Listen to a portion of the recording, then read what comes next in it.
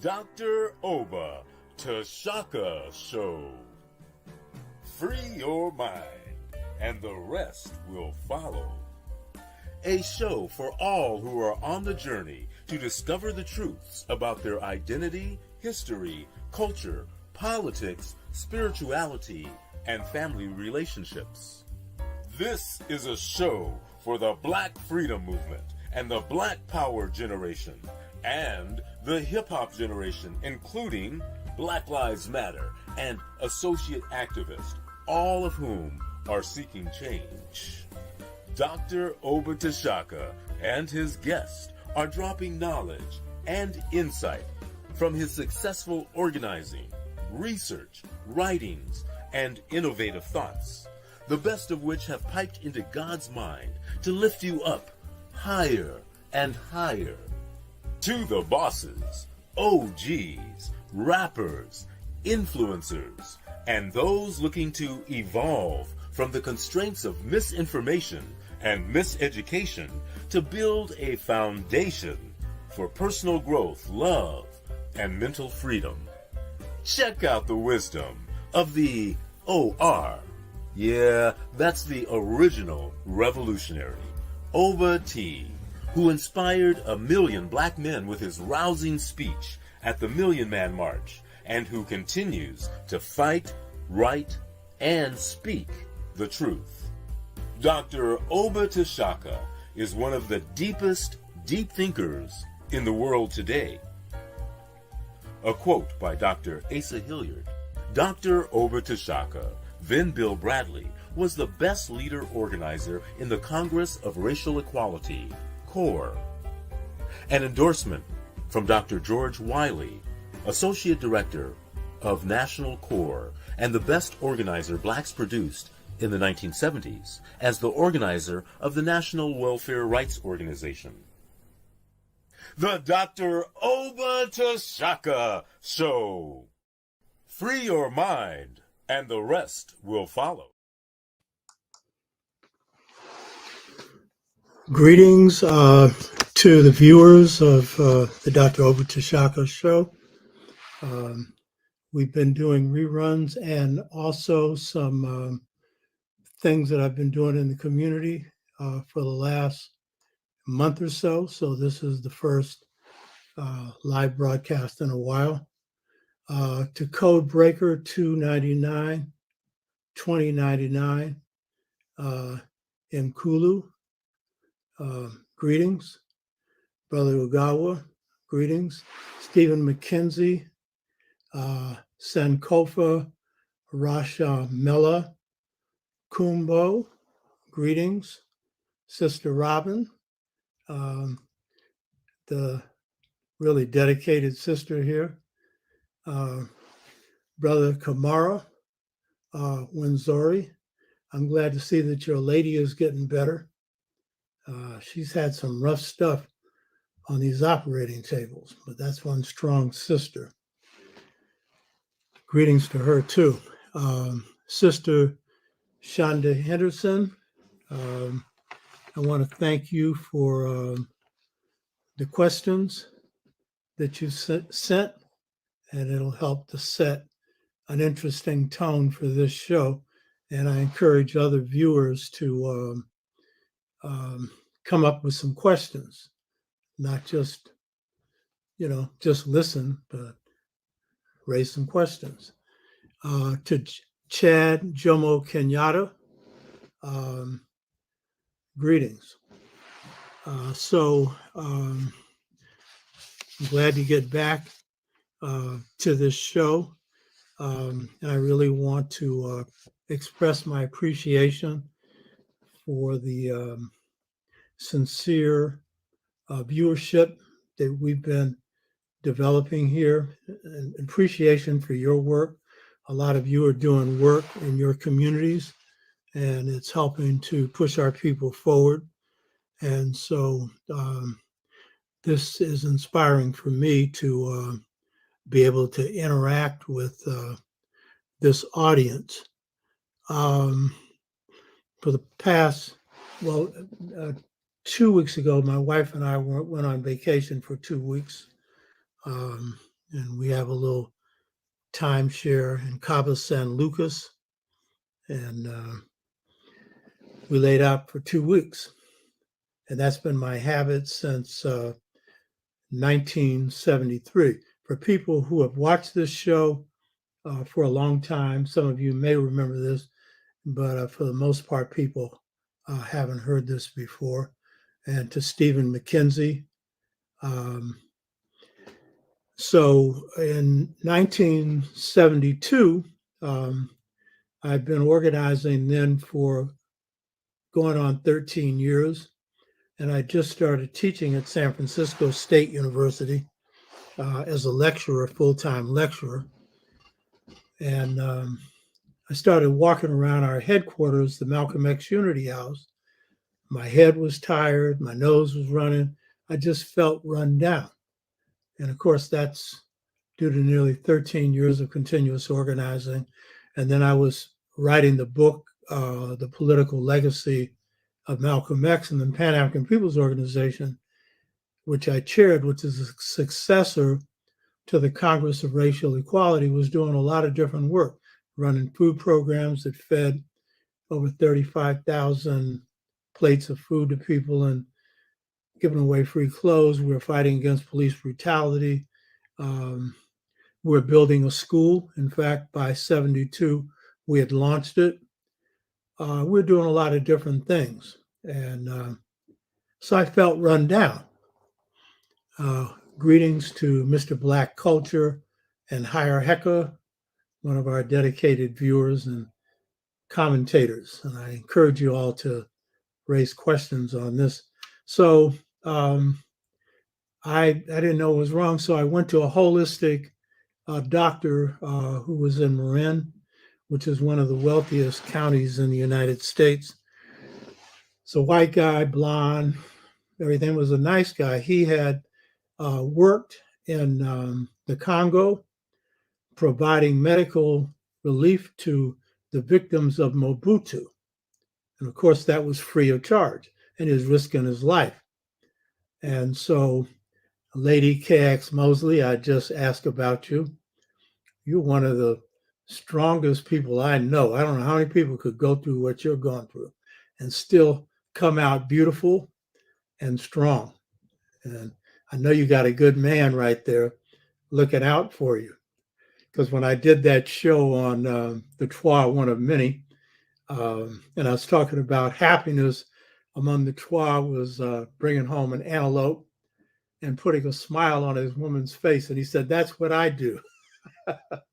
And I know you all are bonded. So glad to see you, lady. Hope you get a lot better.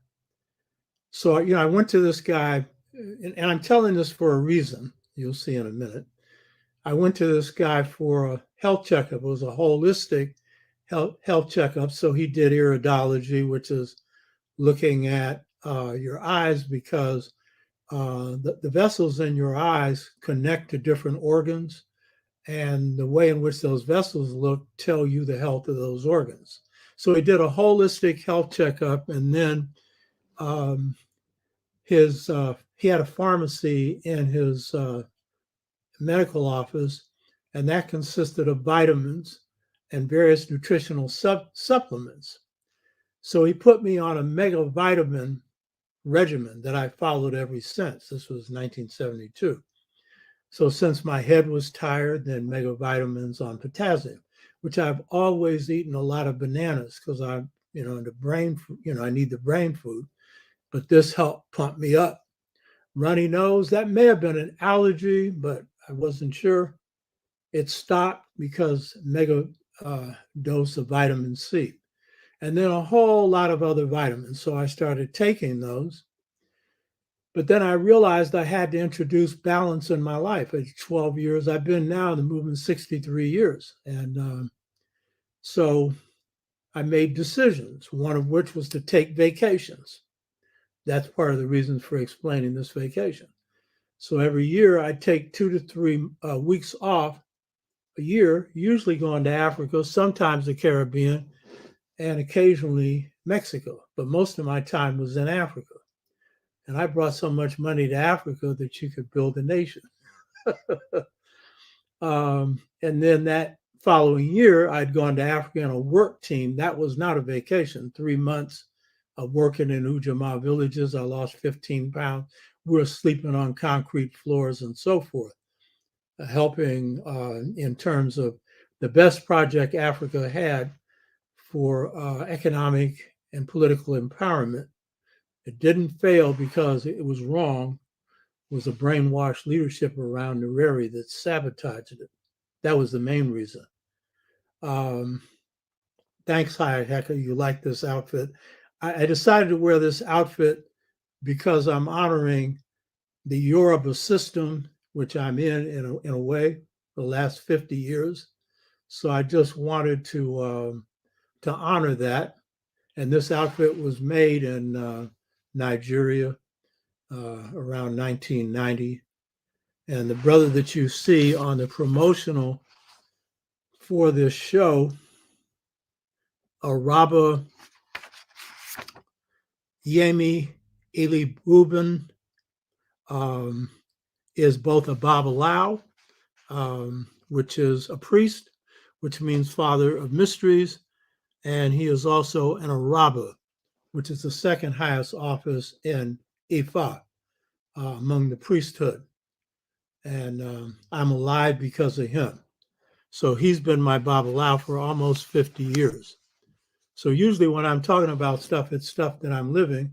And so the Yoruba system, I'm speaking of that today. But I have not been initiated. There are two ways people go into Ifa, the Yoruba system. They may be initiated or they simply, are followers of it and use it. It's a spiritual system. My spirit doesn't want me to be initiated. My priest knows it, so he's never suggested that I be initiated, because I draw from a lot of different African systems, but a lot of Africans from America that have been initiated do that, but they've been initiated. I have not. So going back to this health thing, so once I started taking these mega vitamins and stuff, that health got a lot better. And then I started taking vacations. Now, the one in 73 was not a vacation, that was work, but generally a couple of weeks, 2 to 3 weeks off every year. And that helped revive me. And then when we're in the middle of a battle to defeat the Hoover Institute and the California State University system, and they're trying to wipe us out 90 through 92, I'm in Jamaica in 91 for 3 weeks, laying out at a resort owned by Blacks. And I wrote the second chapter of the Mother Principle. Of course, in a vacation, you should vacate. I was writing. Later, I would learn to vacate. That means do nothing. That took me a while to learn that lesson. So I'm saying that to say this. A lot of y'all think I can't afford no vacation. I don't have time for a vacation. You have time for your health. And your health is your wealth. Everybody says that, but most people go about trying to accumulate money and end up broke and don't tend to their health. So health comes first. And so these trips are a part of that. And then I've said this before. People have heard the show a long time ago. I've heard it. Most haven't. I decided to do other things like, socialize more. Go out more. Now, with my wife now, she's a born socializer. So the socializing just gets racked up to a higher level. You know what I mean? Get to shake your booty, do this and that. You know what I mean? So that was part of it. And then I didn't like to drive. And then I figured out I like driving sports cars. So I bought me a TR6. And I'm not going to name his name because he's a very tolerant brother. I've never heard criticism of anybody from him. And he criticized me for this sports car. He said it ain't revolutionary. I said, since when is a car revolutionary? Of course, if I was driving some, $100,000 car, I can hear you making the point. But I said, this car is driving a revolutionary to places. And people like you don't see the value So I'm taking a revolutionary stand, but I really don't care what you think about this. I am enjoying it. And so I got me a TR6, later a 300ZX, and now I got me a Corvette because that's what I like. I don't care 2 cents what somebody else thinks about it as long as I'm not doing wrong. Because every time I get into that Corvette, and it's pure beauty too, because I have certain requirements. It's got to be pretty, but more important, it's got to be functional. It's got to handle right, turn right. I'm into that. So people can say it ain't revolutionary. Well, and it's used too. I only bought one new car in my life. That's a depreciating. It's not an asset. It's a depreciating thing. You know what I mean? As soon as it comes off the lot, it's lost 10 to 20%. You know what I mean? So, but I had one because I had to have the sense of having a new car. And I found out how dangerous that is to your health later. So I just say that to say you need to take, if you aren't doing it, you need to incorporate into your life balance. You know what I mean? Balance. You know what I mean? And whatever that balance is for you, work it out because that's going to keep you going longer. Keep a smile on your face. Quit talking about you can't afford it. When you get a stroke or a heart attack, can you afford that? Huh?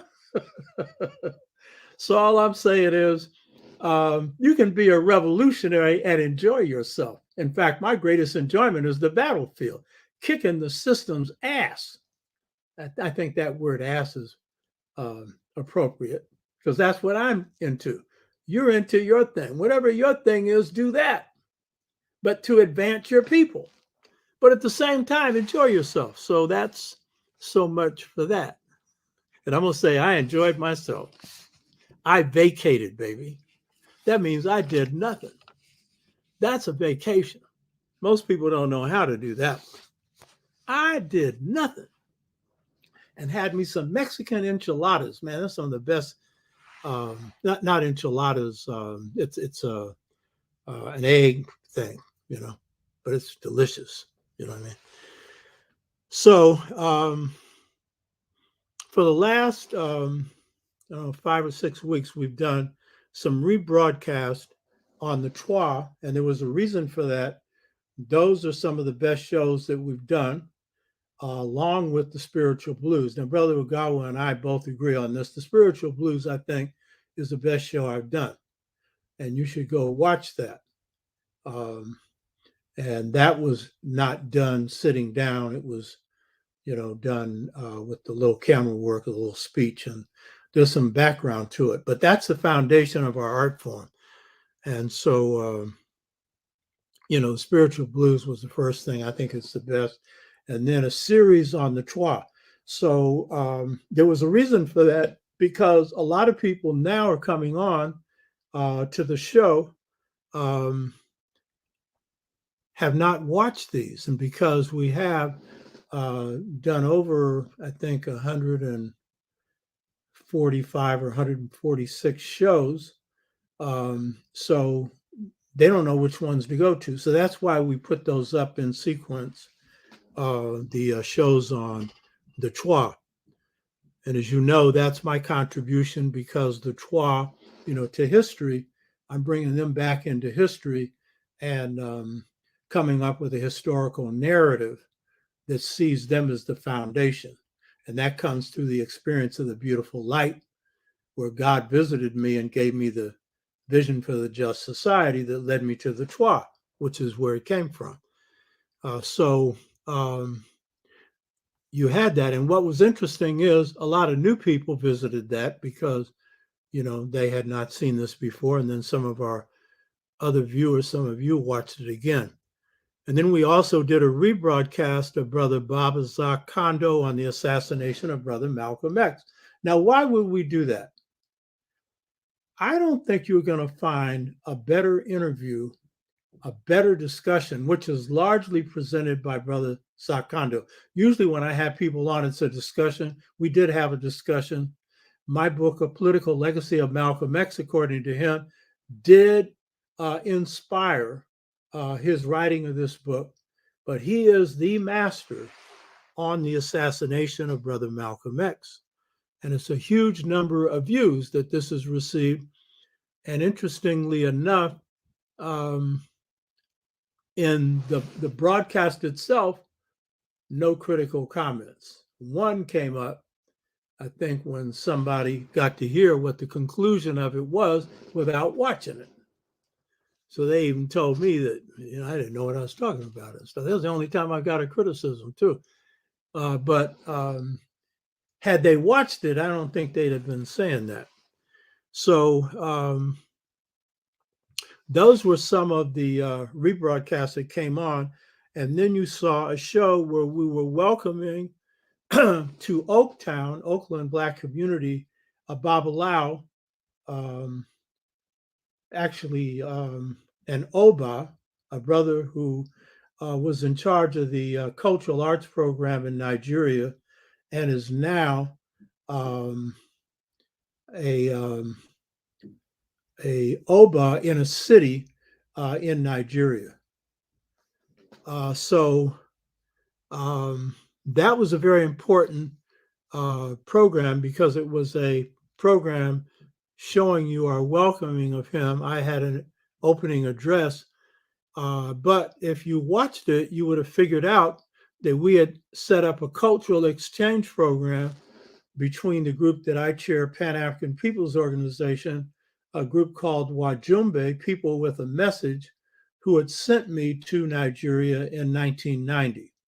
And so this brother, who was an Oba, a king of a city, had welcomed us and had, given me a lot of support. And his nephew was ambassador from Nigeria to Ghana. So I was able to network a thing with him where me and my first wife went to Ghana, living in the Nigerian embassy in Ghana while I negotiated a cultural exchange agreement with the government of Ghana, with a brother named Dr. Ben Abdullah, who was then Minister of Culture under Jerry Rawlings' government. So if you think this wasn't important, you need to go back and watch it. Because these cultural exchange agreements and stuff and programs are very important in terms of establishing links between Africans in different parts of the world. So that particular program was featuring that. And then you saw 2 days before my wife and I went on vacation, I was asked to give the keynote address or the commencement address to the graduating class of Black graduates at Contra Costa College, which is close to Richmond, California. That was very special. And Menu Ampin had made the request. Menu's been on this show a couple of times, and he is a master historian. Right now, he's in Kemet leading a study tour, and then he may be in Ethiopia by now. And we've worked together on a lot of things. He's been on our show on doing a number of things. But this was special for a couple of reasons, because the person who has been leading Black studies at Contra Costa College was retiring. Her name is Carolyn Hodge.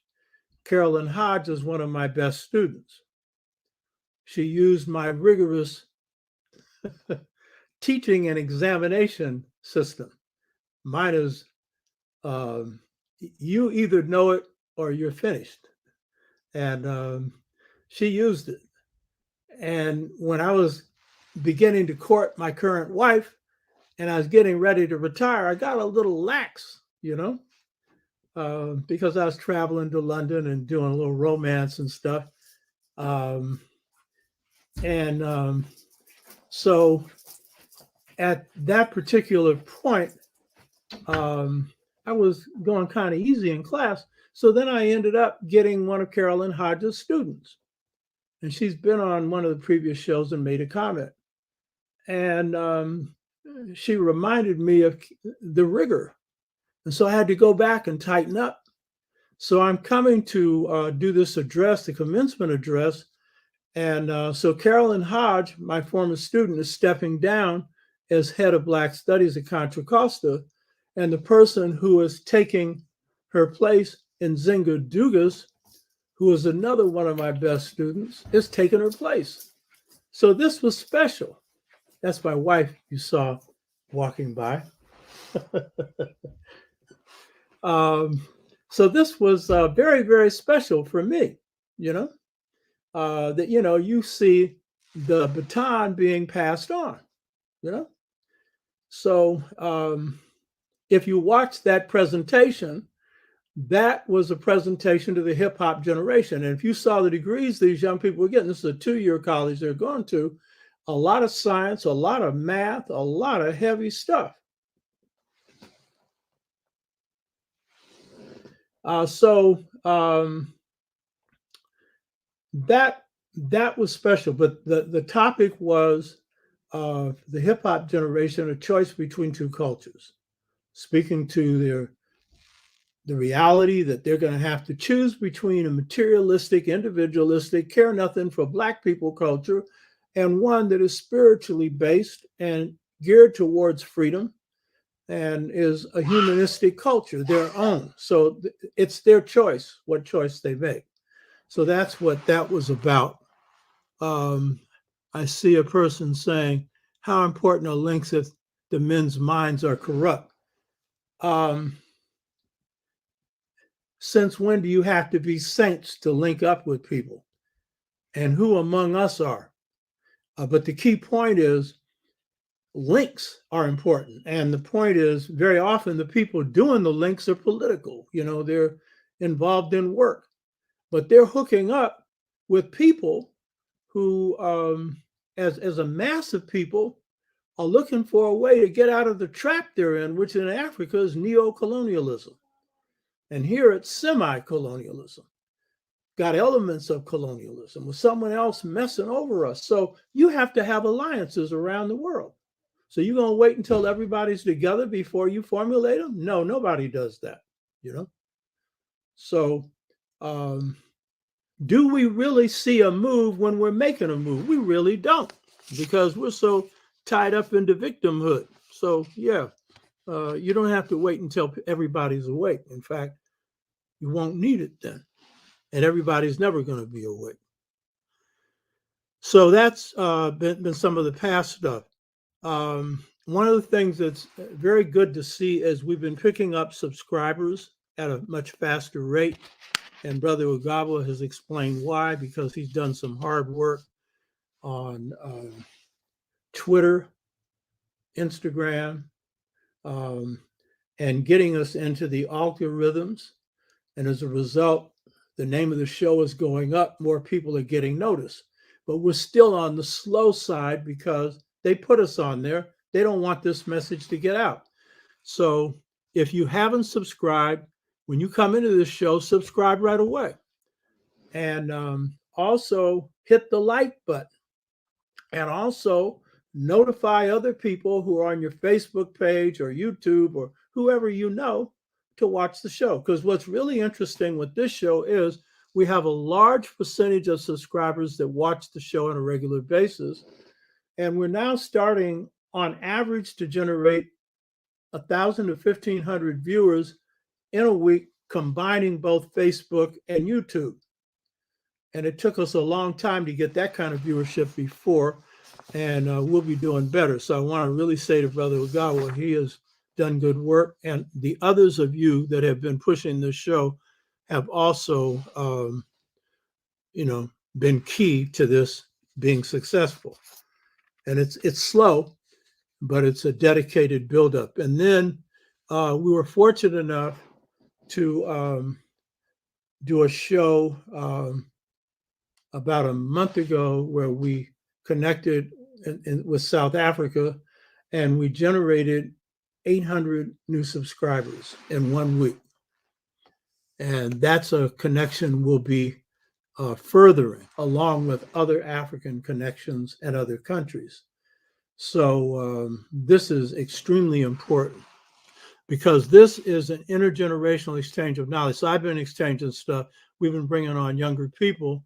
I've been hooking up with other younger people. Sister Dr. Brandy Faulkner, 42 years old, community organizer, and chairs Black Studies at Virginia Tech, and is, a serious sister. We're hooking up on leadership training and leadership organizing. And I've been talking to her and getting a lot of good ideas in terms of organizing. So that's also part of what this show is dealing with. Now, the topic for today's show covers a dimension of ancient and traditional African culture not previously examined on this show. I've discussed this a little bit on another show, maybe 3 or 4 years ago, but not this way, and not on this show at all. So this show is going to be addressing Yoruba spirituality. Now, I use the term spirituality. There's no such word in any African language. That's what you recognize. It's the Yoruba spirit system. And it is not really a religion, though if you bring on a Babalawo, and I will have one on soon, they'll probably say it's a religion. But their meaning of what that means is very different from what the West means. So in the West, religion comes from the word religio, and that's coming from the Romans, and it means to bind together. To bind together Christianity and what they call, this is an insulting term, paganism, which is their traditional spirit system, to bind those together. That's what religion literally means in the Western sense. And so that would be Catholicism and the way in which they brought the saints in, and they brought in a lot of stuff that they had been practicing and worshiping before Christianity. They brought those in. But religion usually requires these requirements: a written book, a prophet, commandments or rules. And these commandments or rules are usually straight up orders. You must do this, you must do that.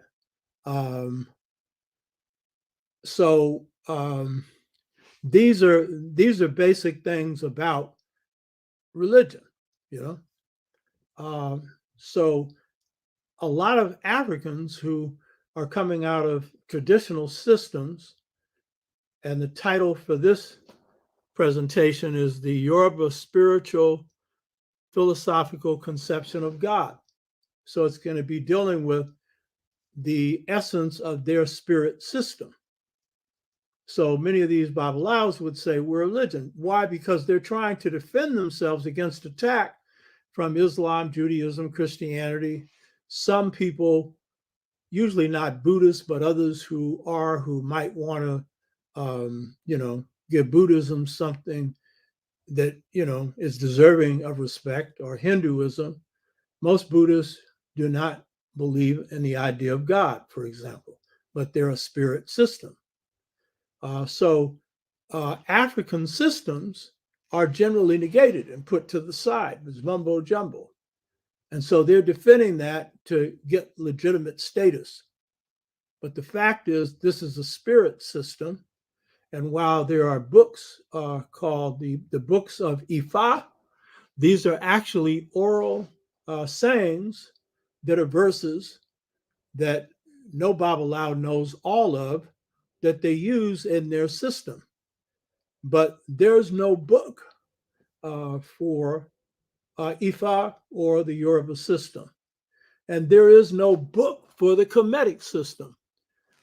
What's called the Book of Coming Forth by Day, those are people passing through the afterlife, making comments or doing whatever. But there was no book in Kemet with divine commandments.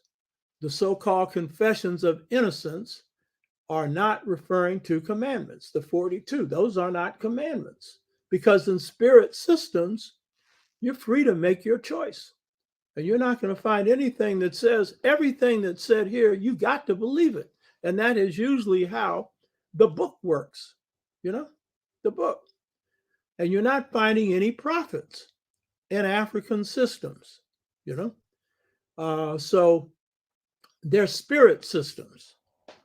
We use the term spiritual, so you recognize it, but there's no word for spiritual because that's an abstract concept, Spirit is referring to the invisible realm, the energy forces, and so forth. So that is that's the difference. So the topic for today is the Yoruba spiritual philosophical conception of God. And again, in European systems, philosophy is separate from God or spirituality, as they've generally taken spirit out of everything and God out of everything. And when they do have God in, it's usually an intellectualized God put in a book, But the African system, in this case, the Yoruba system, is a spirit system that has a long history to it, and of course, centered on their concept of God. So we'll be dealing with the Yoruba philosophical conception of God, because the African philosophy, Dogon, Yoruba, Kemetic, Asante, Igbo, any number of them,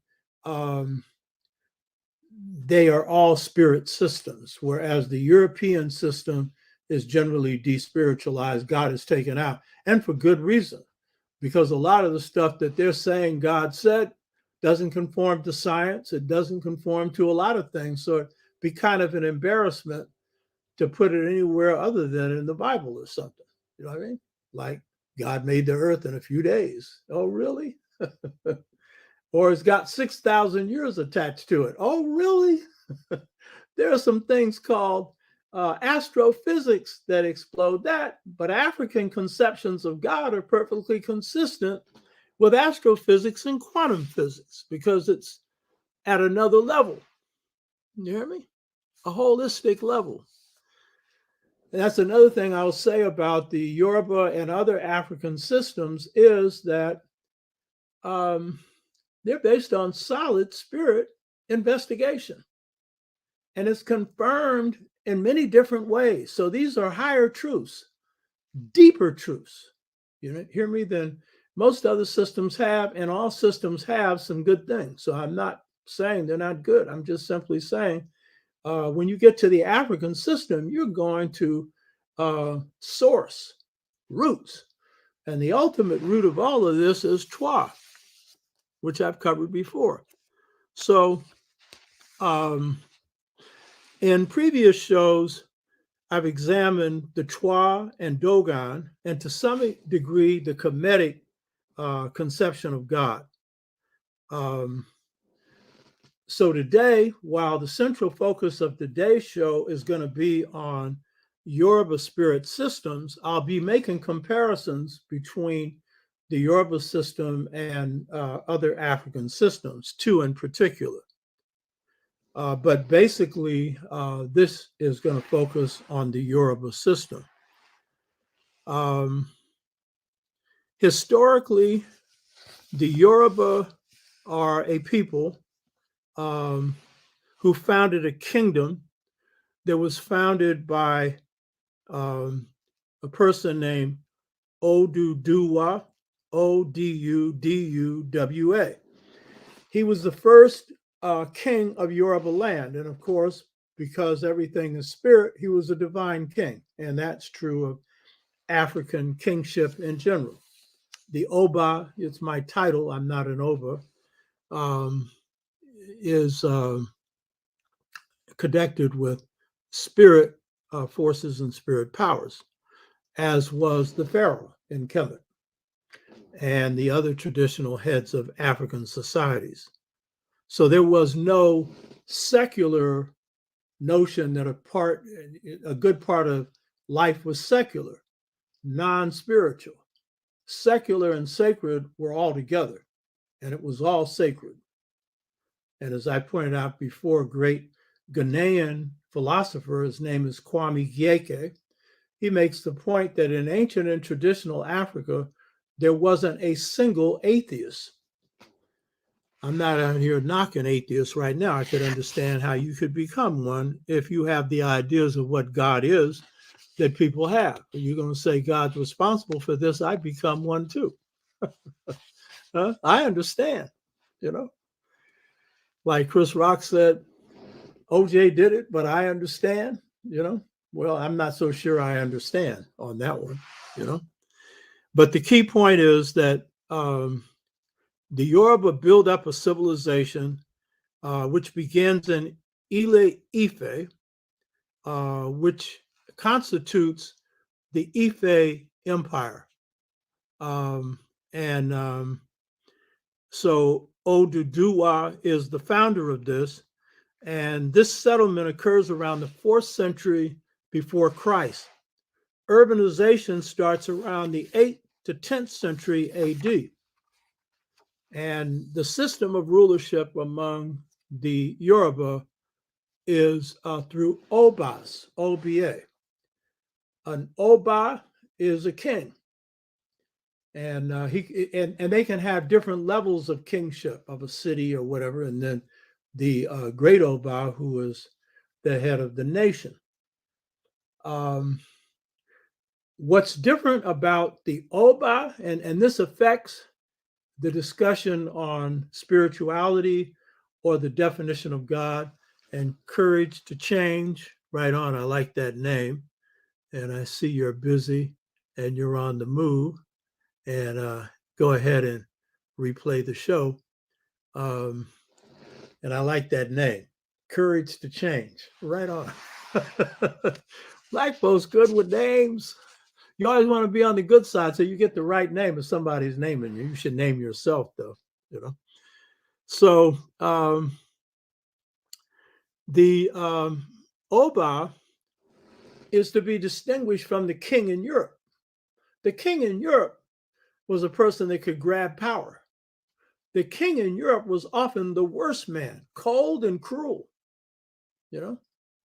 And that was the nature of it, and absolute. For a long period of time, they ran everything,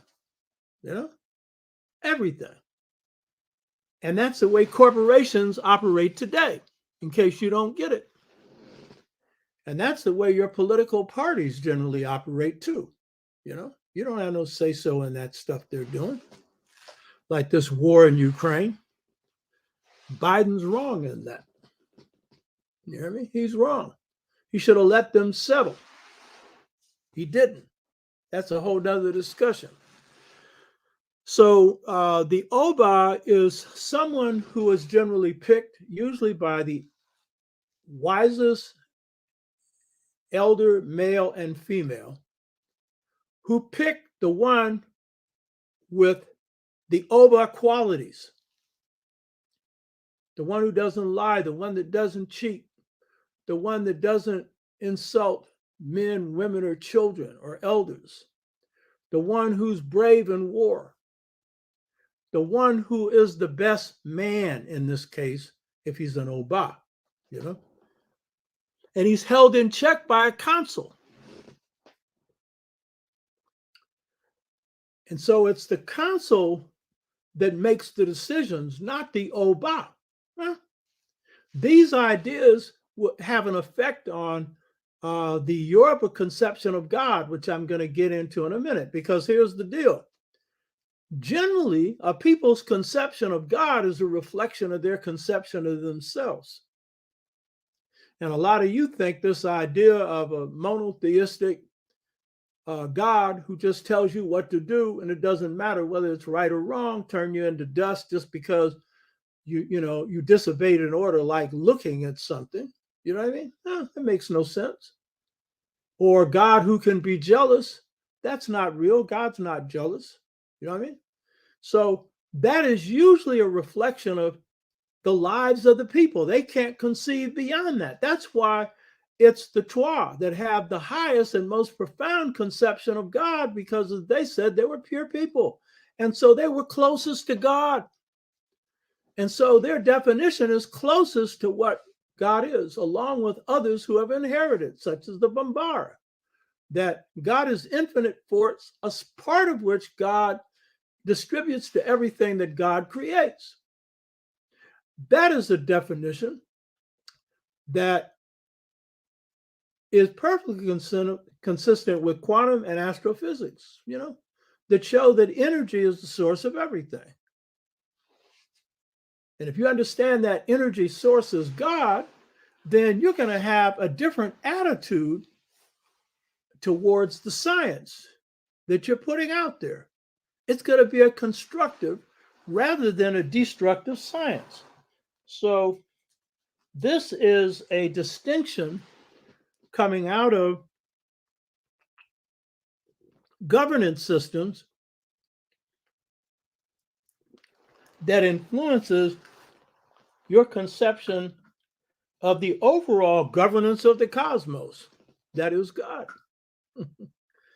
So you can't separate people's social systems, their culture, from the way in which they view God. They can't go beyond usually how they see themselves. So they invest that in God. It does not mean that their definitions are all wrong. It does mean it's colored by culture.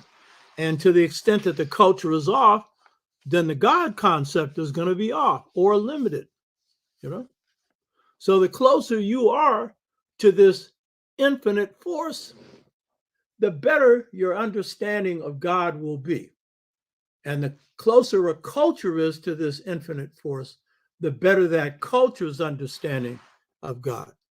So one of the things that it's important to understand that when we're looking at the Yoruba conception of God, it's different from the Christian conception, Islamic and Judaic as well, but the Christian conception. And again, because the God concept usually reflects a people's culture, the Christian God concept can't be separated from the emperor of Rome that embraced Christianity, who was not a Christian during the whole period of his life until he was on the verge of his death, Constantine, because he wanted to commit all the sins he could commit during his lifetime. And then according to the theory, when he became a Christian, he'd be forgiven for his sins. You really believe that? Constantine is probably still burning up in hell, given the dirty things he did, burning his, boiling his wife alive in hot water, killing his favorite son because he was jealous of it, a host of other things. You know what I mean? But the point is that, and it's Constantine that makes the decision at the Council of Nicaea that elevates Jesus from being a prophet to being the Son of God. And he doesn't even understand the first thing about this religion. And so this idea of God being an authority, an arbitrary power, a male killer, in the sense that Judaism, Islam, and Christianity has left the wake of bloodshed all over the planet. And I want to say this. There's a distinction between Black Christianity and white Christianity, particularly the real stuff. I've discussed this before. I'll discuss it a little bit here. And I'm not putting down people's religion. I'm just simply making a comment here that the fact that Christianity is tied to the state, in this case, the emperor, Constantine, has everything to do with how the West then uses Christianity as a system of conquest and control. And of course, the slave trade was very much based on this. So, same with the Hebrews, they were nomadic. And so you're going to have some features of nomadism coming in and patriarchal, all three. And patriarchy just doesn't go along with godly status. You know what I mean? Because it means that women are put in a trampling position, put down under patriarchy. It just don't work, for anything just or good. And I don't believe you can really associate God with patriarchy. So The Yoruba social and political systems grew out of systems of government where Obas were not absolute dictators and were held in check by their councils. So it's not surprising that their conception of God would be a conception where God isn't exercising absolute power, even though God has the power. They're not saying God doesn't. But one of the things that is interesting about Yoruba, Kemetic, Asante, Dogon, all African systems, and this is the thing is Africa shares a cultural unity, is that God delegates. God creates entities that can help God. And notice I'm never going to say him. You know, because God ain't no human being. You know what I mean? So God has entities that God created to be of assistance. And so in the Yoruba conception of creation, which I'm not going into today, I'm going into the conception of God. There are other entities, orishas, Orisha, orishas, who assist God in creation. They perform various roles in creating the earth and doing other things. So some people who study Yoruba spirit systems therefore describe the Yoruba god, who is called Oludumare, and I'll get into this in a minute, which is spelled Oludumare, Oludumare. So God, who is among the Yoruba called Oludumare, because God has assistants, the way an Oba has councils. Therefore, some of them will call this limited monotheism, meaning there's one God, but because God has assistants, they call it limited monotheism. I call it with a term that I call decentralized monotheism.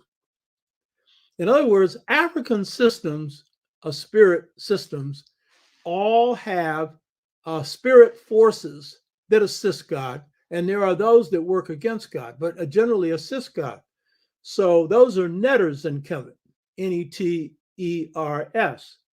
And so netters have been defined as principles of nature, you know, like this ring that I wear here, Kepra, the beetle, represents the principle of life, death, and rebirth, transformation. It also represents the union of masculine and feminine, because the beetle is portrayed, even though they knew this wasn't true, this is a myth, but it's all over Africa. You find the same idea that, and I pointed this out before, that the beetle is androgynous, is both masculine and feminine. My name, Tashaka, means beetle. And it meant mother who wasn't married, and so mother and father. And it was an insult because she gave birth to Shaka, the king of the Zulu nation, out of wedlock. So that was looked down on. You know what I mean? That's showing also a cultural unity. Same idea about the beetle, you know? But the key point is here that when we're looking at this concept of God, of limited monotheism or decentralized monotheism, God is supreme. There's no question about it in any African system, but God has assistants. So in the case of the Kemites, a netter plays a role in life, in furthering life. And so the netter Kepra is playing the role of life, death, and rebirth, of transformation. It's the sun at sunrise, coming out of darkness into light. It's symbolic of creativity. That's my netter, you know. So I know something about this. Walimu Baldi, greetings from Guinea-Bissau. Greetings to you and the people of Guinea-Bissau and Cape Verde. They will have Amilcar Cabral's widow, who will be in the Massachusetts area, being honored next month. I'm writing a letter to, to be read at that and to state my respect for the role that the women of Guinea-Bissau played in the armed struggle to liberate Guinea-Bissau. So welcome. And Brother Baldy, make sure you subscribe and encourage other people from your country. You can see in the background who I have in the background. That guy with the sunglasses. That's, to me, the greatest leader in the 20th century, Amilcar Cabral. So limited monotheism means God has help in creation. God made that help, meaning God made those forces. And so in the Kemetic system, those are Orishas. In the Dogon system, those are Nomos, Nommo. Those are forces of spirit. So Netter can be a principle, but Netter can also be an ancestral being, either a human that was so good that they got elevated to a high level and became a Netter, or never took on the form of a human being and have always been by the side of God. So this is the concept, and I think this is accurate. See, I don't think people just dream this up. God has forces out there that work with God, created by God. And guess what? You're one of them. The great spiritual teachers all say that at creation, we were there as spirits helping God in constructing this universe. And some of us made the decision to leave God's side and to come to earth. Others had enough sense to say, hell no, I'm staying here.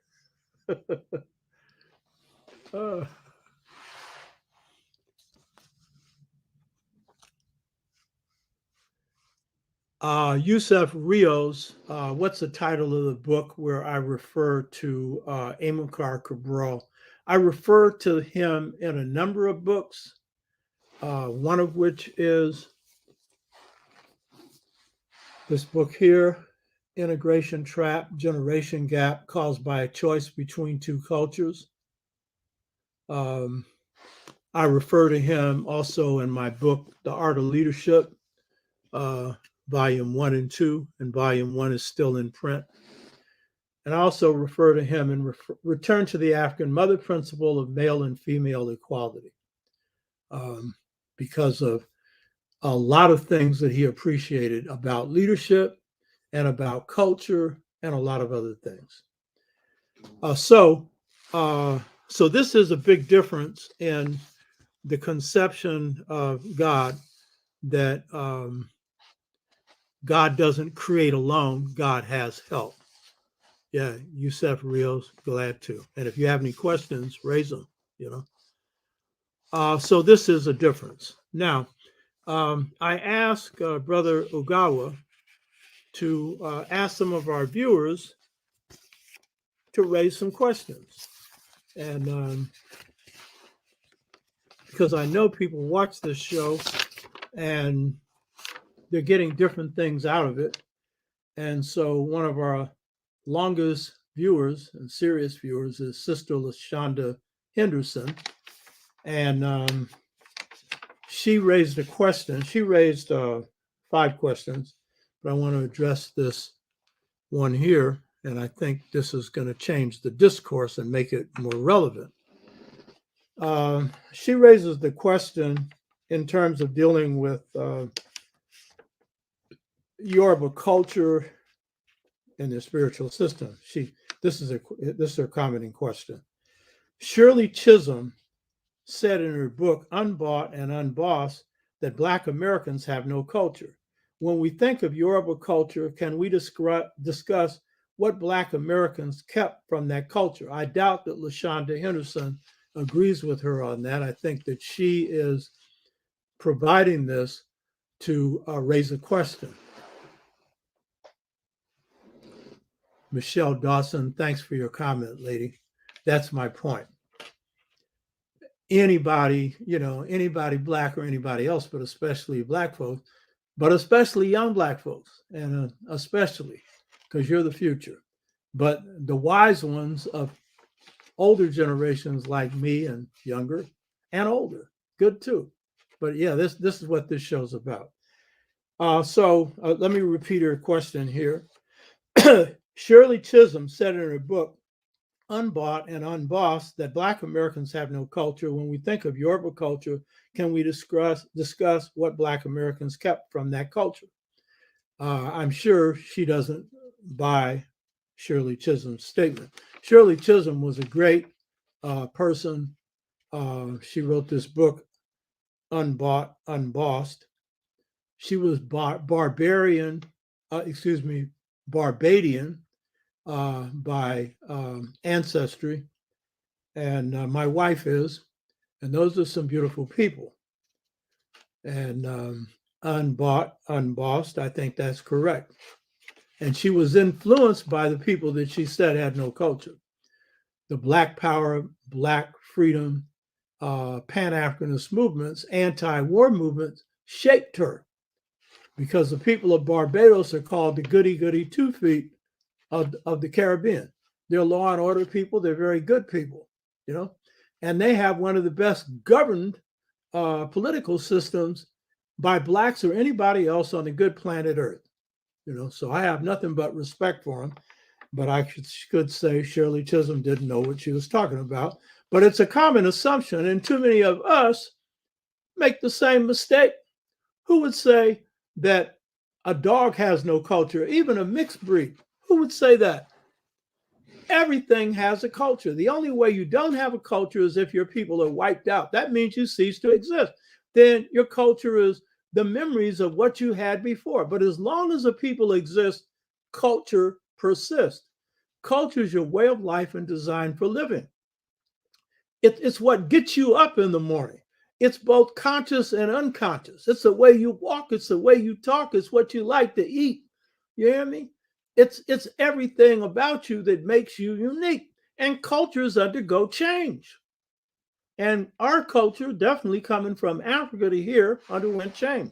So I thought that LaShonda's questions, and this is the one that I'll focus on here, has real relevance for this show, because it speaks to how do we integrate this thing into our lives now.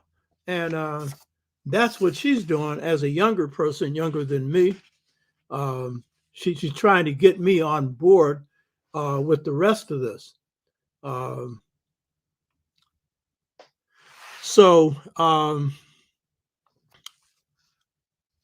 Shirley Chisholm didn't know what she's talking about, but a lot of Blacks also run around talking about, they took our culture in slavery. We have scholars who say that. E. Franklin Fraser, was foremost among them. And we have a whole bunch of others who say that. But as long as the people persist, their culture will persist. They'll undergo change and transformation, as all cultures do. But they'll also hold on to the core of that culture when they face the harshest trials of transformation. So what you should do, if you want to get into this in detail, is read The Integration Trap, Generation Gap Caused by a Choice Between Two Cultures, chapter 6, where it's nearly 100 pages, where I go into how the culture was formed and what are the guiding principles of the culture, because that's what this book is about. It's called The Integration Trap, Generation Gap Caused by a Choice Between Two Cultures. Those words, a choice between two cultures, comes from God. It comes from the light. It's saying that since 68, forces have hit Black communities, put us in a position of choosing between our culture and a mad Euro-American or European culture, because Africans around the world are facing something similar. And so we got to be clear about our culture so we can make the right cultural choices. I'd say read this book, Integration Trap, which I'm pretty sure LaShonda Henderson has read or is reading. So there are key reasons why we were able to persist with our culture in this country. First of all, there's an assumption that Africans were separated from each other when they were brought into this country, and therefore could not one ethnic group communicate with the other. There's a common assumption. And yes, there was some of that. And yes, after first generation, most Africans were not speaking their original language. But what ends up happening is the basic phonic pattern, speech pattern of Niger, Congo, Bantu people, which is the major area in which Africans came from Africa to the US and the Americas, we transformed this into what our scholars call Ebonics. 85% of Black people speak that in this country, the same in the Caribbean and everything else. And it is a language. It follows Niger, Congo, Bantu linguistic rules. And that is key. So like the creators of hip hop, when they come up with this hip, well, that wasn't new. That's been in our culture for a long time. That's a Wolof expression, W-O-L-O-F. That is the people of Senegal. And that language has a close relationship to Medu Neter.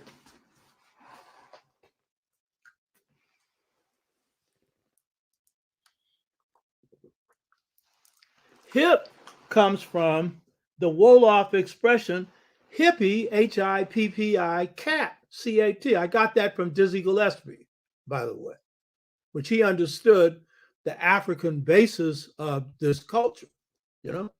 So what does that mean? To see from all sides.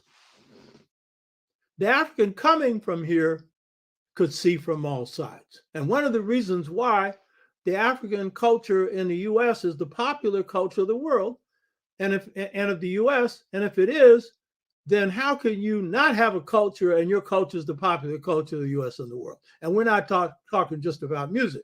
And quit confusing art forms with culture. The art form is the icing on the cake of a culture. You hear me? Enslaved Africans recreated an African American culture that's based on fundamental African principles and went inside themselves and created an art form. Who in the hell in slavery creates an art form?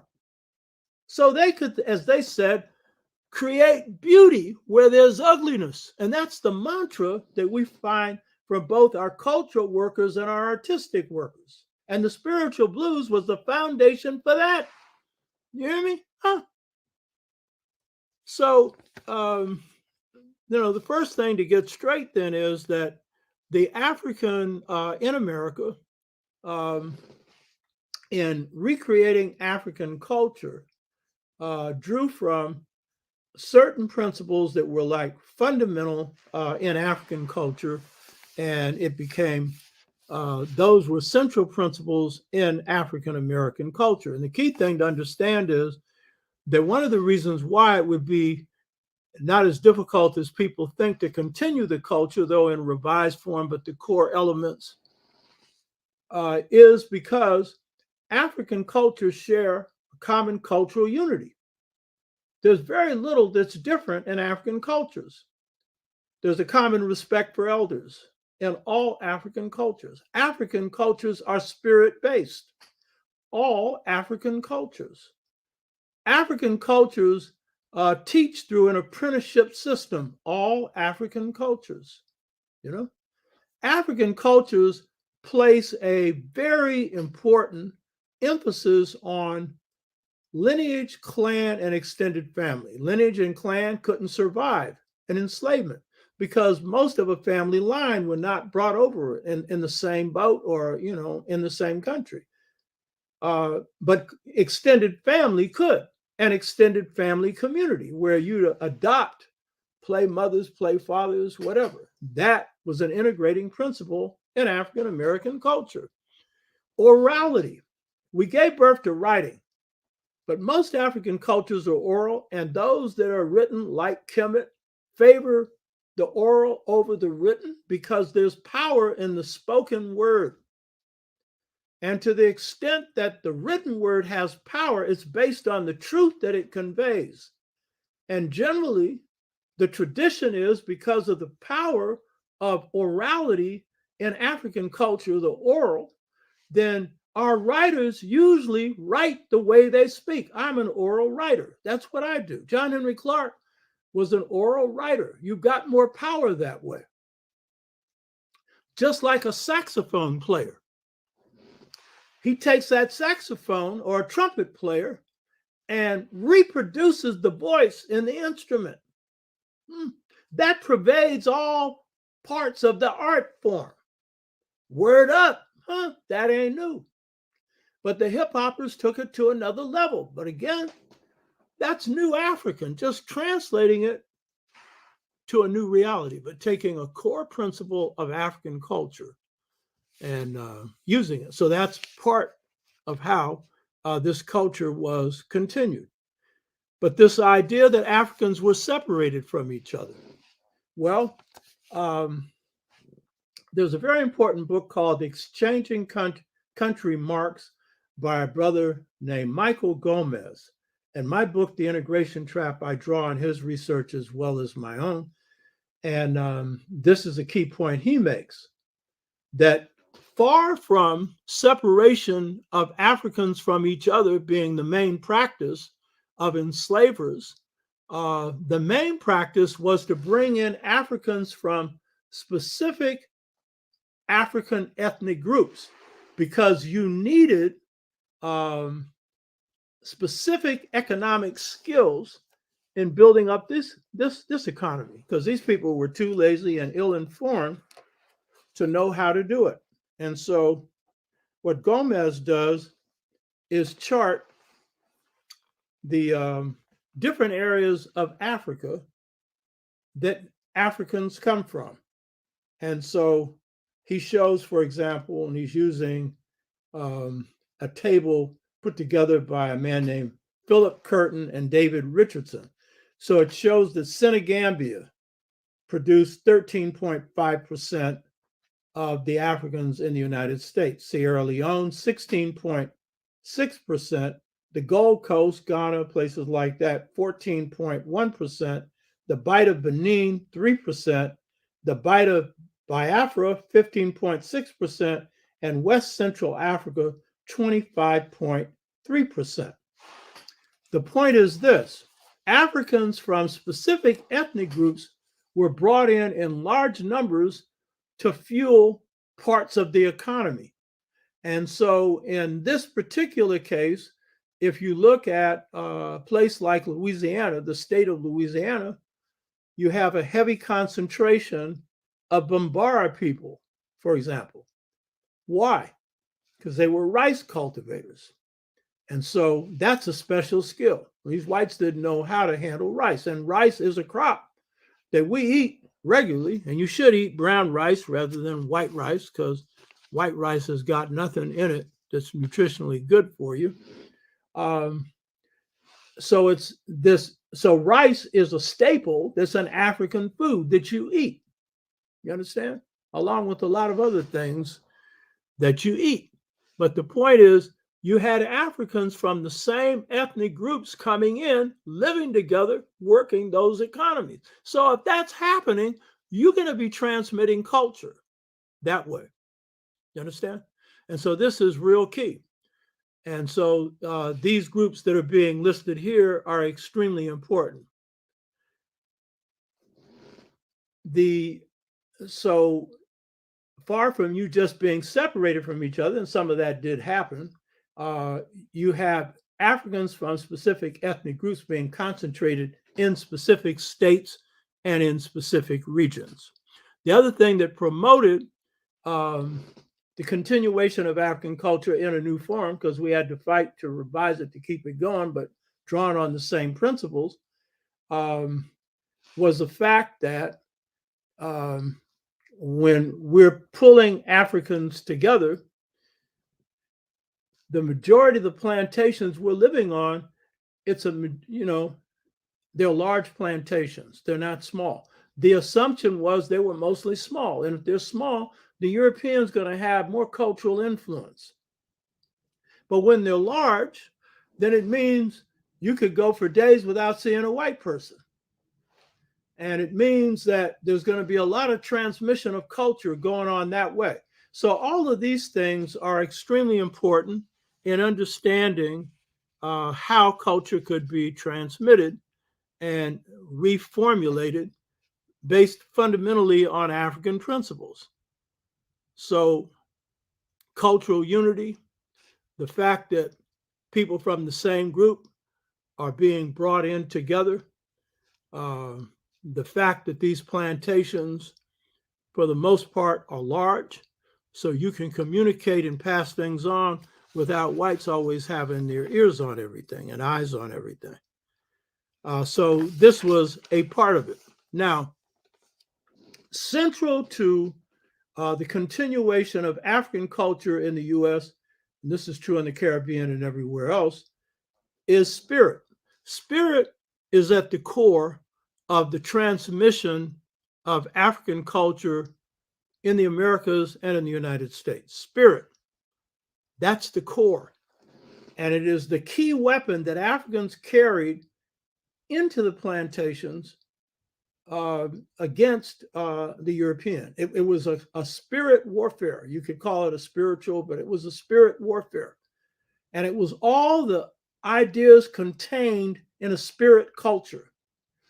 You're children of God. You're here with a noble purpose and a noble destiny. You're here to accomplish something great. This is what led most Africans, not just in the US, but throughout the Caribbean, South America, to resist enslavement. They resented anybody thinking they could own them. They were not property. But most important, by being put in this chattel position, they were being restricted from doing what is the essence of being a human being is, which is to create. Now, they went on creating anyway. They created a new African culture. They created a new African art form. Africans in the Caribbean didn't do that. Why? They continued the African culture of Africa because they were in the majority. But here, we had to fight to recreate it. And so we had to renew it and put a different face on it. We had to be creative. That's why the ethos of the African American is creativity. Not because we came in here more creative than anybody else. We had to be. That's why we basically like to hear new stuff. You know what I mean? And do new stuff. That's a part of our heritage. So in LaShonda's question,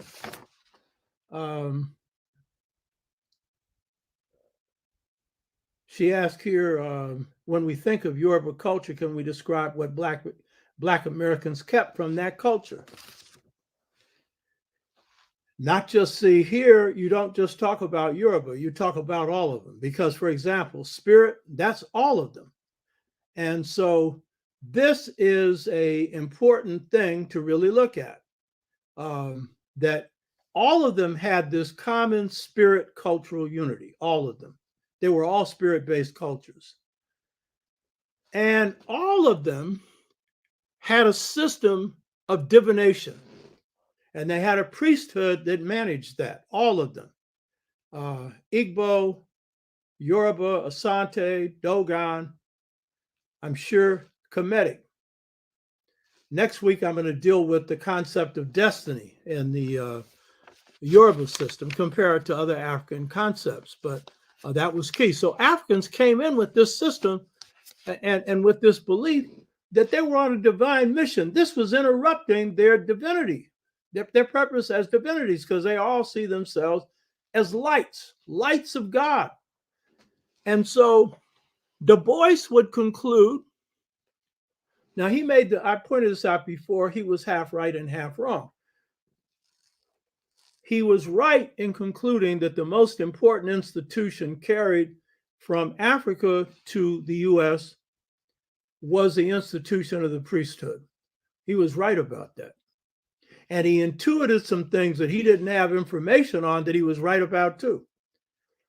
But he was wrong in saying it was the sole surviving institution. Not true at all. You know, I've just listed some of them. I mean, the humanism of Black folks, did you learn this from white people? Huh? I mean, we ain't got no culture. You explain how. We get off the plantation, we ain't got an acre or a mule, and you're still trying to get yours. You call it reparations. Huh? How is it you got this far and no help at all? How was that? Humanism, baby, humanism. Black people care for each other. We still do, not as much as we used to, because the closer, Zora Neale Hurston said, I've said this before, the closer you get to slavery, the more African we are. See, we think the more messed up we are, like hell. Yeah, we had some mess that comes out of slavery, some scars that come out of slavery. I can list all of them.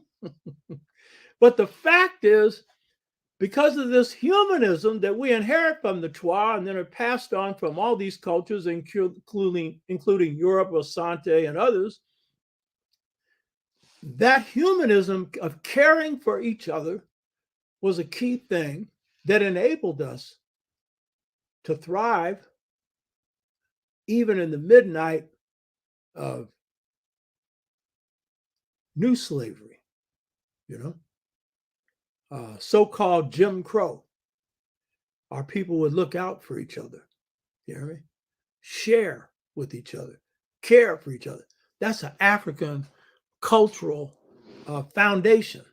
That didn't depend on God telling you to do that. You did that because as a human being, that's your responsibility. You hear me? That's your responsibility. Helping each other. Read the great literature that Black people have created in this country. Invisible Man. Read that. And this lady has taken this brother who's passed out. I think it was 125th Street, takes her to her home. She's a stranger, brings him back to health, and then says, I only want one thing from you. And he says, what is that? Do something great for your race. And by the way, contained in that was another concept, race consciousness, which is new. It comes out of dealing with white folks. But it was a race consciousness where you saw we were bound together by our color. And so Blackness, don't put that down. Yeah, you need to tie African entity to it, but don't put that down. I mean, for too long, it was a put down. And coming out of the 60s, what happens? Black is beautiful. Say it loud. I'm Black and I'm proud. Huh? We still got color issues. Those are the legacies of slavery. But the fact of the matter is, one of the things that enabled us to forge culture here was this bond of unity, which is a peoplehood. We didn't have the land, but we had people. We're a nation within a nation tied together by a common culture. And that nation needs to strive for liberation. And the first way you do that is to free your mind. And everything else is going to follow from that. So Du Bois was correct when he said that the diviner, who was the priest, and in this case could be a Babalawo, a Yoruba priest, or could be a Asante priest, or could be an Igbo priest. It could have been any of a number of ethnic groups, but the Yoruba would be one of them. And he said the diviners were the natural leaders of the people.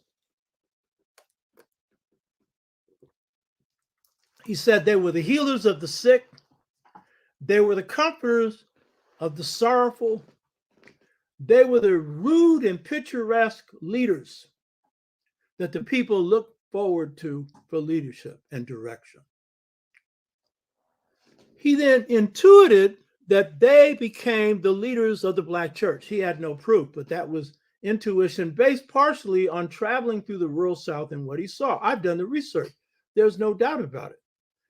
Many of the first preachers, because blacks were not Christians during slavery. See, this is another rationale for saying that blacks had no culture of their own. We took on Christianity. St. Clair Drake and people like that make that argument. He says the African in the Caribbean is African, the African in America is Afro-American. By Afro-American, he meant a black person without an African culture. And the fact is that the African in America, during the whole period of enslavement, refused, the overwhelming majority, to embrace Christianity because they saw the devilment that came with it through enslavement, and because they came in with their own spirit system. They also saw the people preaching it were devils. That's what they called them, devils. But blacks make a decision at the end of enslavement to embrace Christianity. It's a 97% decision. And that's basically how blacks in this country have worked. 97% of blacks marry blacks. When blacks stand up, 97% of blacks do it. No other group does that. 97% of blacks supported the Montgomery bus boycott. A whole 96% of blacks supported Barack Obama. That number fell after they realized what he didn't do, that they wanted him to do, but it was still high. 86% of brothers still marry sisters. 92% of sisters still marry brothers. Oh, huh? That's because they like black. That's because even with all this problems that you've got now in social relationships between black men and black women, black men, when it comes to picking a mate, they got to go back to somebody that resembles their mama, even if they're not conscious of what they're doing. You hear that? Huh? Yeah, we know very few are married. Now, that's due to finances, baby. That's due to what they've done to make marriage beyond our reach, due to these low-paying jobs we get and everything else. These are things we have to address. So the point is that when we're looking then at what did we pull from the Yoruba, what did we pull from other Africans, but in this case, we're focusing heavily on the Yoruba, the priesthood was key, and the conception of God that comes out of African culture, that the priesthood was intermediaries for. And the priesthood in Africa, they're the intellectuals of Africa. Not just in Kemet, but all over Africa. And they're the intellectuals that see ahead and behind. The intellectuals in the Western world, they're fact people, F-A-C-T. They can deal with facts, but they haven't got too much in terms of prognosis because they've been taken out of the spirit realm. They've been spookified to think that this stuff is something that they can't touch. It's spooknology and all of that kind of stuff. So the diviners were the major leaders on the plantation, and they become, when blacks make the decision to form the black church, many of them are the first preachers, and they're using voodoo to do that. What black people drop into the black church is voodoo. You hear me? And to the extent that the black church is still relevant, it's voodoo. And the blacks who embraced Christianity at this time, they were not into the theory of Christianity. They were into the spirit. And that's why when blacks go and do any kind of recreation in the black church, like the sanctified church, it's all about bringing the spirit back. So if you ask what is most relevant about what the Yoruba bring and other traditional African systems bring, it is spirit. Now the question is this: how is it that the Yoruba were able to persist in this country? Now, a lot of you don't know that, but they did. And not just in this country, their cultural influences persisted in the Western Hemisphere. They persisted in Cuba, Brazil, Haiti. It's one of a number of African spirit systems, but in Cuba, it is the primary one. And in Brazil, a primary one. One reason is the priesthood could be maintained in those cultures is because they're Catholic. And so in the Catholic systems, you can hide your spirit systems, your Orishas, your Laos, in the case of voodoo, you can hide them under the saints in Catholicism. So this is part of the reason that you'll see Yoruba systems strong in those areas. They could be preserved. It's harder to maintain them under Protestantism. And so you have more the elements of them under Protestantism. But if you look at Louisiana, because it's a Catholic state, originally French and Catholic, therefore you see the continuation of voodoo, which just simply means God. You hear me? So if you're looking at the blues, and when you hear a blues singer saying, I got my mojo working and I'm going to sure make it work on you. Mojo. Or I got a mojo hand. That's something, a spirit power that comes out of your African tradition. Or I'm going to go down to Louisiana and get my mojo hand. You hear me?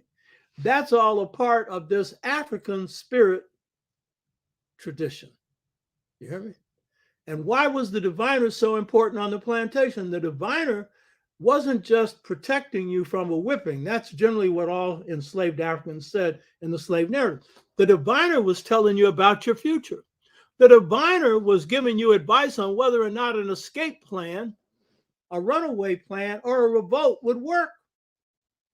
That's the part they're not going to tell you because they're talking to whites who are working in the WPA, the Work Projects Administration of President Roosevelt, so they're white. They're not going to be telling them that, but that was what really kept us going. You might ask, why didn't it continue when blacks embraced Christianity? In part, it came under heavy attack. It was treated as, divination was treated as, they would say, Satan is a liar and a conjurer too. If you don't watch out, he'll conjure you. Conjuring was treated as a devil thing. So that may have been part of it. But I think the main reason is what happens when blacks are embracing Christianity, they're doing it under circumstances in which they have literally nothing materially. They have no land. They're just beginning to build institutions through African culture. Secret societies were the main way African institutions were built. Businesses, churches, schools, insurance companies.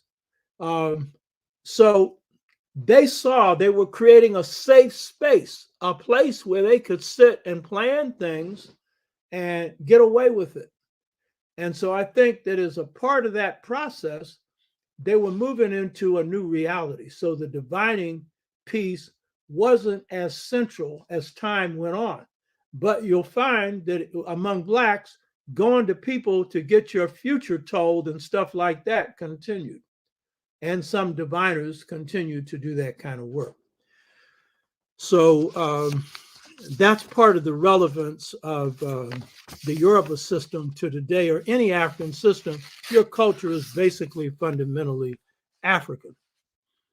So the conception of God then with the Yoruba, or the conception of God who is called Olodumare, this is the key question.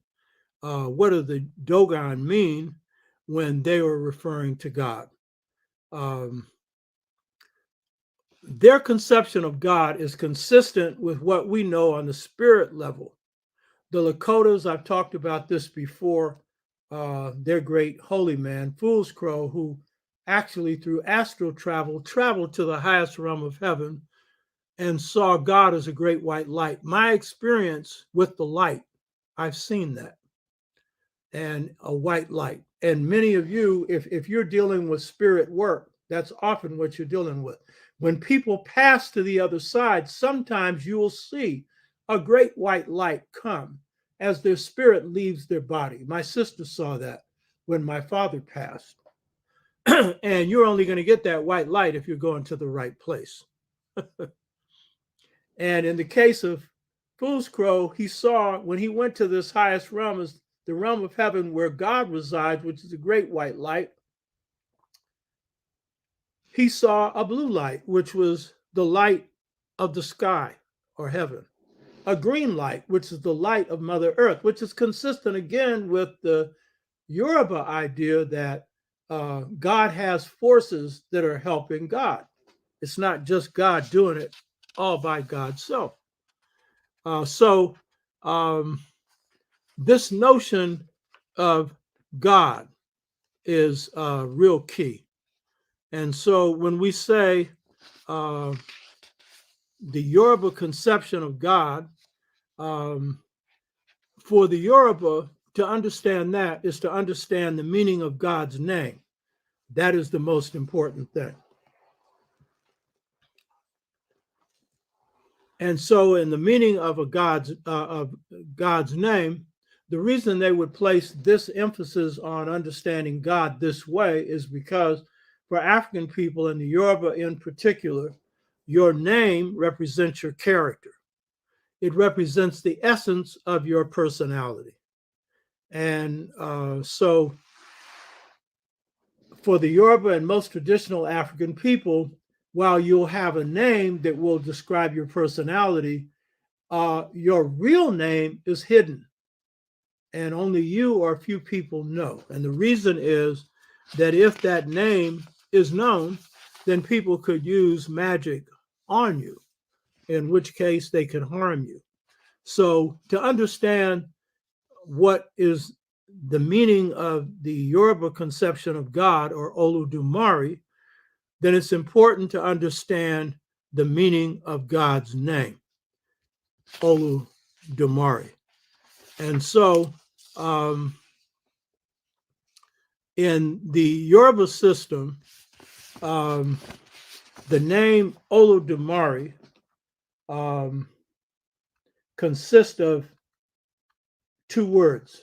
One, the prefix OL, Olu, O-L-U, but O-L.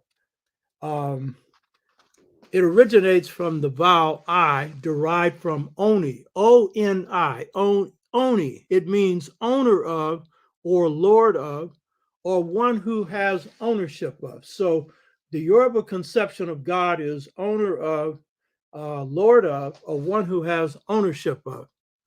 Now, the most important part of Oludumare, Odu, is the part of Oludumare's name that is Odu. Odu means superlative greatness in size, quality, and worth. So their definition of God is one, Oni, one who has ownership of. That's the O, and then Odu. One who is superlative, great in size, quality, and worth. So when we put O-L to Odu, Oludu, meaning supreme head, one who possesses the scepter of authority, or who contains the fullness of excellent attributes or qualities, or one who is superlative and perfect in greatness. Now, what is really important about this conception of God isn't what is obvious. They're not stressing because they already know God is all powerful, right? Most of particularly Christianity, this is the great emphasis is on the power of God. And no question, God is all powerful, you know? But what they're placing their greatest emphasis on in defining God is God's character. And this is also, again, an extension of culture, because whether it's electing a leader or looking up to a human being and calling them a good person. Character is the key thing. And so the fact that the most important aspect of the definition of God in the Yoruba system is a superlative character, which means a character without blemish, without fault, a perfect character. But that is a word you could hardly ever use to apply to any human being. Because I don't care how good you are, we've all got faults. But superlative, that is a magnificent way to describe God. I've seen the beautiful light. Some of you may have. It's beauty beyond expression. No beauty can describe the beauty of this light. And I saw just a part of this light. I didn't see what Fool Crow saw, which was the whole light. I didn't see that. I saw a part, and that part is within all of us. Beauty beyond beauty, kindness beyond kindness, love beyond all experiences of love that I've ever had, and I think that any human being has had. Wisdom beyond the wisest. And in the most profound stuff, the most simple. Superlative? Oh, yeah. But there are really no adjectives that describe this. It's beyond that. You hear me? It's beyond that. And it's transformative because it's the potential that's within all of us. So this is an extremely important thing that the Yoruba add to conceptions of God. So the Bombara, infinite force outside of space and outside of time, profound, because it means God's a force, an energy. And infinite means has always been and always will be. And this force was here before the cosmos. It's called singularity in quantum physics. Singularity, you know? That period before time, that period before matter, where only God existed. So the superlative qualities are key. And it's telling you the people who have this conception have a very noble conception of a human being, and that the human being is able to be that or try to be that, at least as noble as possible, is they have a God concept that is very high. And so that's another quality that the African carried out of Africa, not just from the Yoruba into the Americas and into the United States, was this sense of nobility, this sense of pride. That is not what you get from the people who have the broken down attitude that all slavery did was break us down. No, they had this sense of nobility in spite of all the scars they got. And that is a quality that our people still have, not to the same degree, except when you come to profound awakening and stuff, you know. The other part of God's name is Mari, M-A-R-E. So in the Yoruba language, Mari means this: do not go. That does not go, does not move, does not wander, that remains, that continues. Huh? What about that? What does that mean? So this means in part, Olodumare, God, is the one who possesses superlative qualities, but as the one that doesn't go, the one that doesn't move, the one that doesn't wander, that remains and that continues, God is stable, unchanging, constant, permanent, and reliable. So that's part of what this means. And it's a force. God is a great force. And this great force emanates and is in everything that God conceives of. And according to the Dogon, through God's mind. Think about that. See, we're caught into this culture, this white culture that has got everything to do with how species come into being and stuff. And so we've got this idea and a universe that just comes into being, but not who brought it into being. Even with a theory as accurate, I think, as the Big Bang. Who caused that to happen? You understand?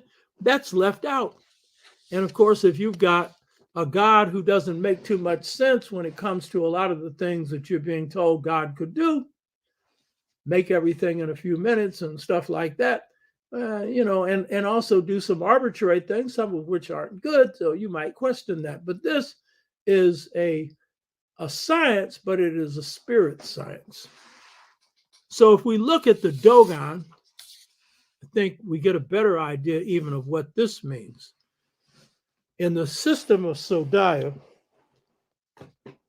which is in the Pale Fox, which is the highest degree of knowledge in the Dogon system.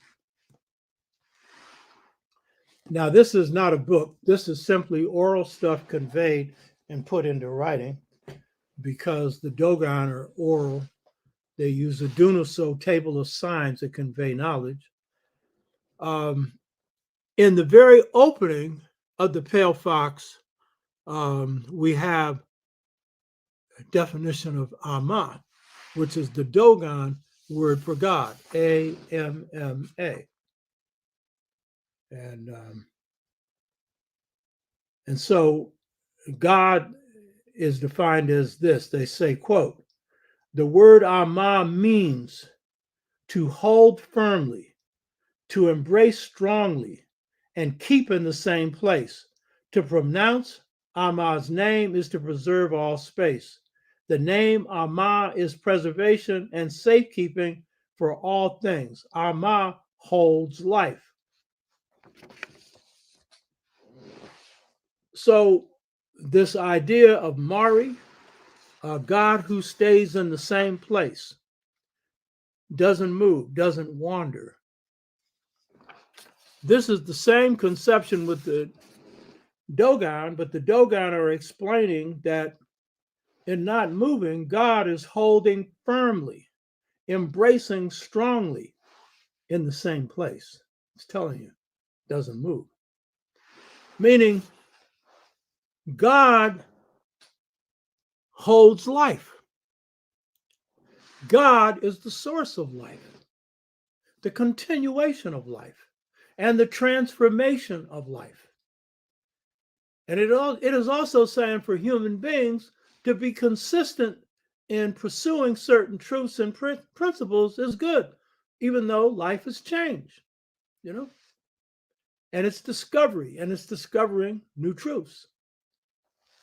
So these are some conceptions of God. And these conceptions are basically tied to how we can live as human beings and use this to improve our own lives. Now, LaShonda had also asked for recommendations on some good material on Ifa. I would say the best one is this book, Olodumare, God in Yoruba Belief. Olodumare, God in Yoruba Belief. And I would say that my Babalawo, who I'm going to have on this show at another point, Araba Yemi Eli Buiban, who's written 10 books on Ifa. He has a whole series on Ifa systems, whether it's sacrifice or whether it's on the Orishas or whatever.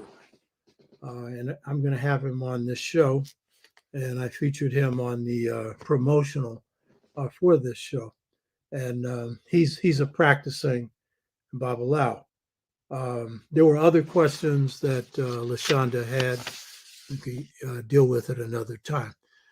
So this is at least an opening to the Yoruba spiritual philosophical conception of God, which is the same spirituality or the spirit and philosophy. both the same. So it gives us a deeper dimension, not only of God, but of ourselves. So I hope you got something out of this, Hotep. And let's see what we got up here. Lao Tzu. Could these spiritual systems be multi-level and that only through the practices, teaching, and guidance we're able to reach a deeper understanding? Yeah, definitely. There are stages and degrees in all of these systems. And the key thing that I didn't point out about the Yoruba system, one of the reasons that they have had such an enduring impact on African American culture and African Caribbean and South American culture is that they have maintained their initiatory system for initiating and training priests. This is a key thing.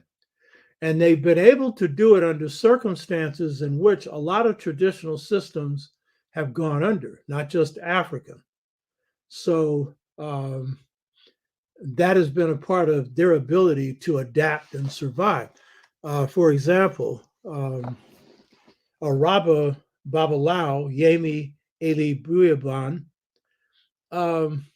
he's a traditionalist that never went to Western schools. His English has improved.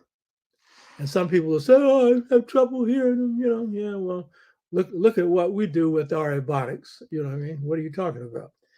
But he's had, he's polygamous. He's had a number of wives and a huge number of children. And so while he has maintained the tradition of Ifa and has, been an Ifa priest all his life, one daughter he put through medical school in Britain.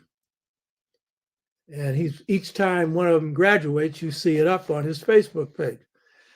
And then another daughter he put through law school. And when she got through law school, in Britain, you're wigged out, so you wear these funny looking wigs. And he said, the law. And then a son he put through anthropology. And then he just had a daughter that graduated from one of the leading universities in Georgia, Atlanta. And he was in, Atlanta for a while to attend that graduation. So what does that say? And then he has a son who was interested in the cultural arts and said he was never going to be a priest. And Ifeyemi had read him. He divined him. So he knew that wasn't the case. He's now a Babalao. So one of the reasons that the Yoruba system has been able to survive the rigors of slavery and colonialism and now neocolonialism, economic control of Africa, is they've maintained the system for replicating it. They've also been flexible that while someone like a Babalao who's never gone to a European educational system at all could have children that navigated. And he was able to do that off of the income he earned as a Babalao because he's very good. I told you he kept me alive. That's another story, but I wouldn't be here but for him. So this is a system that's very good. I'm not saying you have to become a Yoruba practitioner in Ifa. And there are many other systems that do the same thing in African systems. But I'm saying that that's one of the things. And in South Carolina, African Americans recreated that system. But there have been continuations of it here. But in the whole, it's been in the Catholic countries or Louisiana where this has been strongest in its purest form. But it permeates the culture, not just Yoruba, but Asante, Dogon, others. The apprenticeship system that John Henry Clark went through, the book I'm writing right now, when I was sharing that with Ifeyemi, my Babalao, he said that's the same system we went through as priest, training as priest. That's intrinsic to the culture, intrinsic. John Henry Clark wouldn't have existed but for that. Masters made him a master, So your culture is permeated with African principles and features. and it's taken on a new African form. DB, the name Ama in Ghana means born on a Saturday for a female. Is there a connection to Dogon meaning? No, it's not tied to that, but it shows the cultural unity in African cultures. You'll find the same words, you know. But going back to Lao Tzu, African spirit systems are all leveled. There are degrees. And in the Dogon system, it's 4. Every system has their levels. And then in traditional times, that covered every area of life. So if you were a blacksmith, then there's an initiation and training for that. You're a priest, if you're a doctor, traditional doctor, there's training for that. Those initiatory systems, and you're going through levels. Initiation in Africa, when you go through that, that means not only are you learning the skills, but you're learning a high moral discipline. And you don't have a priest without initiation, because they have to be embodiments of truth. And that requires initiation, work, a lot of internal work.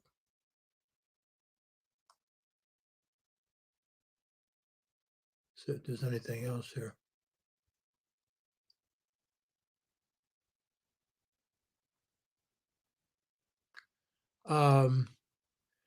Here's a comment here. Greetings. What do you say to Olamari being female? Even though we say divine force is undifferentiated, there still appears of the hidden female. Well, if you're going to have one, you have the other. So it would be both. But so you could say energies have something to do with that, but God's neither male nor female. But it's interesting in African cultures, particularly those that come right after the hunter-gatherer stage, which when I talked about the birth of democracy and stuff, was using the Igbo as an example, women are raised up very high, and the mother goddess is a very important figure in these cultures. So if you have he, you got she, but it's not either one.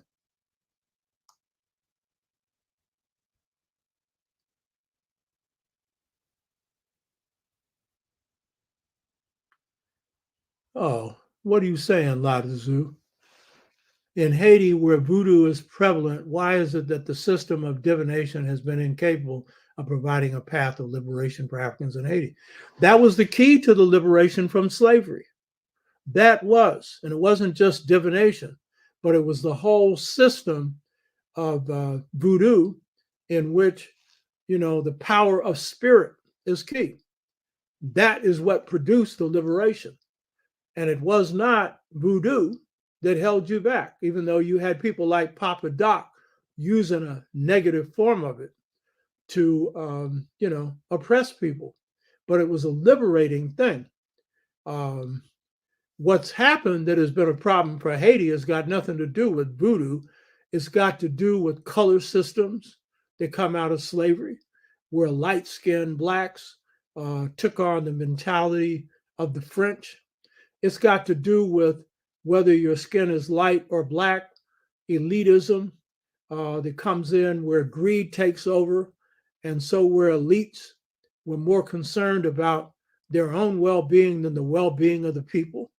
And so if you're looking at the condition of Haiti today, these are one of the most free spiritually and mentally people and culturally people on the planet Earth, more so than most parts of Africa. Only people in the history of slavery that destroyed it. Huh? They're held back by a global coalition that put a boycott on them. The French requiring them to pay $1 billion in reparations to prevent a reinvasion. The United States putting a chokehold on the country, invading the country in the 20th century and occupying it. You know, penalizing the people for being free. In fact, that whole reparations was to pay because you beat the French and gained your freedom, which is supposed to be a great achievement, which it is.